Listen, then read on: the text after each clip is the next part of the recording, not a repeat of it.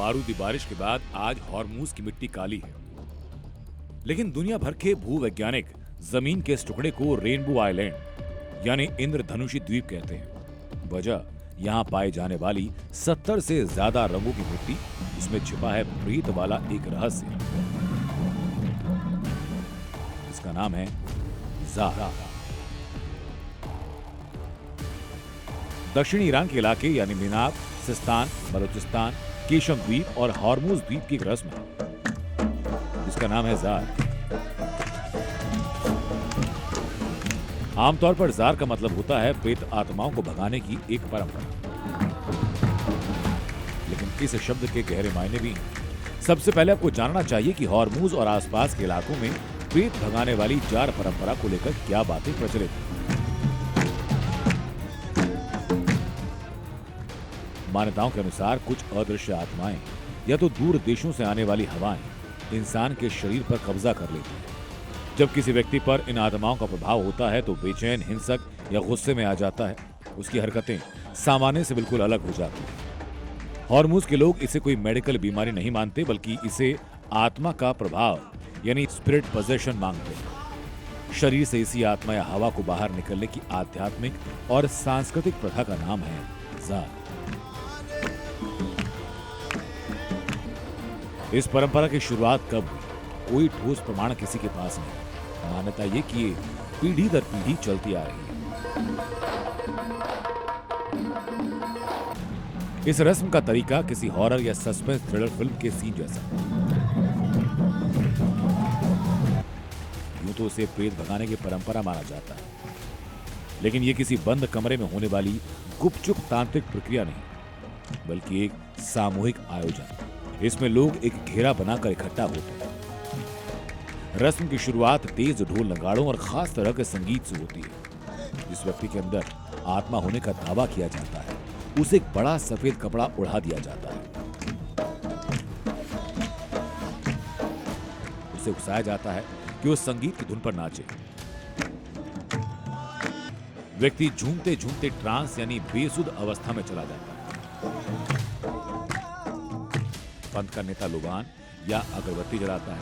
ढोल की थाप लगातार तेज होती जाती है और अरबी या फारसी भाषा में पवन की कविताएं सुनाई जाती हैं।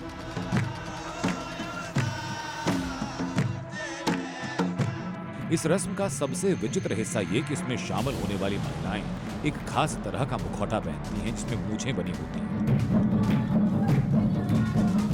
अंत में सफेद कपड़े में नाचते हुए उस व्यक्ति को शांत किया जाता है और माना जाता है कि आत्मा अब उसके शरीर को छोड़ चुकी है।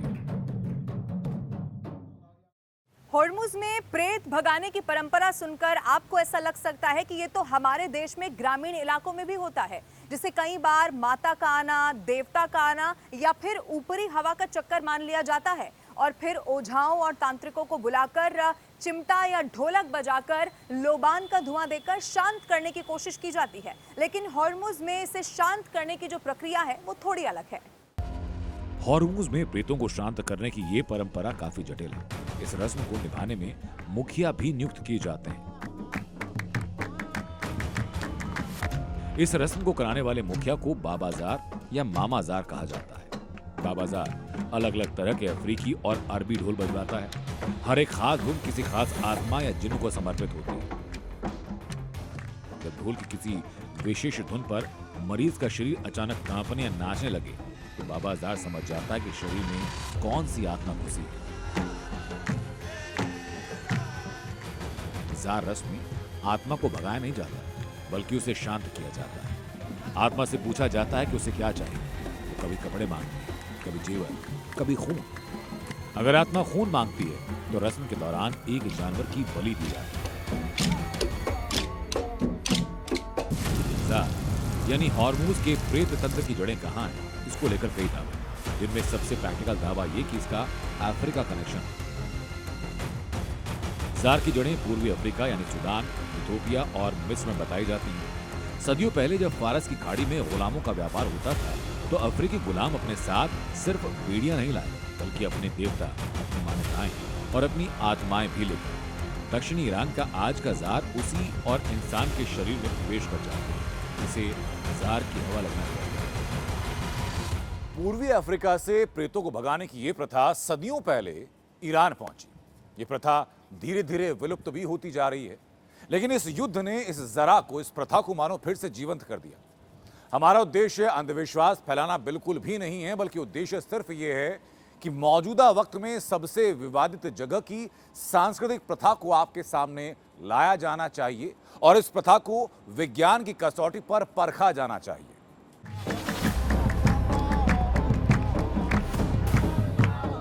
हॉर्मुज में प्रेतों को भगाने की इस प्रक्रिया यानी जार को कुछ लोग पुरानी परंपरा मानते हैं, तो कुछ इसे पागलपन कहते हैं, कुछ इसे मास हिस्टीरिया कहते हैं, तो कुछ सच में इसे प्रेत भगाने की प्रक्रिया कहते हैं। लेकिन विज्ञान इसे कुछ और मानता है। अंतर्राष्ट्रीय स्तर पर मनोविज्ञान का सबसे बड़ा मैनुअल है DSM-4 यानी diagnostic and statistical manual of mental disorder. इस मैनुअल के अनुसार जार एक कल्चर बाउंड सिंड्रोम यानी संस्कृतिबद्ध सिंड्रोम है। मनोवैज्ञानिकों और समाजशास्त्रियों का मानना है कि जार दरअसल मानसिक तनाव, डिप्रेशन या सदमे से बाहर आने का एक सांस्कृतिक तरीका है। जो लोग समाज में हाशिए पर हैं, वो जब अपनी बात नहीं कह पाते तो वो जार के वशीभूत होकर वो सब करते हैं और कहते हैं जो वो सामान्य स्थिति में नहीं कर सकते। ये उनके लिए एक तरह की ग्रुप थेरेपी का काम करता है। जार की ही तरह ईरान में भी कई ऐसी प्रथाएं हैं जो बहुत विचित्र हैं, लेकिन दुनिया इसके बारे में कम ही जानती है। इन्हीं प्रथाओं में से एक है होर्मुज की मिट्टी को चखना। इंद्रधनुष वाली मिट्टी को चखना अपने आप में बहुत रहस्यमयी है। हॉर्मुज को आज लोग जंग की वजह से जानते हैं, लेकिन हॉर्मुज की पहचान सदियों से उस मिट्टी की वजह से जो रंग बदलती है। साथ ही दुनिया की पहली मिट्टी है जो लोगों का जायका बढ़ाती है। हॉर्मुज को दुनिया भर के भूवैज्ञानिक रेनबो आइलैंड कहते हैं।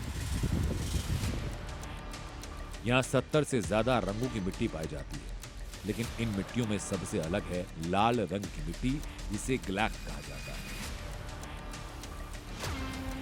हॉर्मुज में पाई जाने वाली मिट्टी गहरे खून जैसे लाल रंग की है। इस लाल मिट्टी को स्थानीय भाषा में ग्लैक कहा जाता है। इसका लाल रंग इसमें मौजूद भारी मात्रा में आयरन ऑक्साइड की वजह से है। इस मिट्टी की सबसे बड़ी खासियत ये कि इसे मसाले की तरह इस्तेमाल किया जाता है। दुनिया में मिट्टी का इस्तेमाल बर्तन या घर बनाने के लिए होता है, लेकिन हॉर्मुज में ये भोजन का हिस्सा है। यहाँ के लोग इस लाल मिट्टी को साफ करके उसका इस्तेमाल सौरग यानी पारंपरिक सॉस, मछली के व्यंजनों और यहाँ तक कि जैम बनाने में करते हैं। मिट्टी सिर्फ खाई नहीं जाती, बल्कि इसकी चमक और गुणवत्ता की वजह से इसे कपड़ों को डाई करने के लिए इस्तेमाल किया जाता है। इसका इस्तेमाल कॉस्मेटिक्स, कांच और सिरेमिक उद्योग में भी होता है। दुनिया भर में हॉर्मुज की मिट्टी को निर्यात किया जाता है। इसका निर्यात इतने बड़े स्तर पर किया जाने लगा कि इस पर रोक लगाने की मांग की जा रही है। रणनीतिक नक्शे पर हॉर्मुज भले ही अमेरिका और ईरान के बीच वॉर जोन, लेकिन सांस्कृतिक और भूगर्भीय नक्शे पर ये एक ऐसा द्वीप जहां इंसान सदियों पुरानी परंपराओं पर नाचता है और लोहे से भरपूर लाल पहाड़ों को अपने भोजन में पकाता है।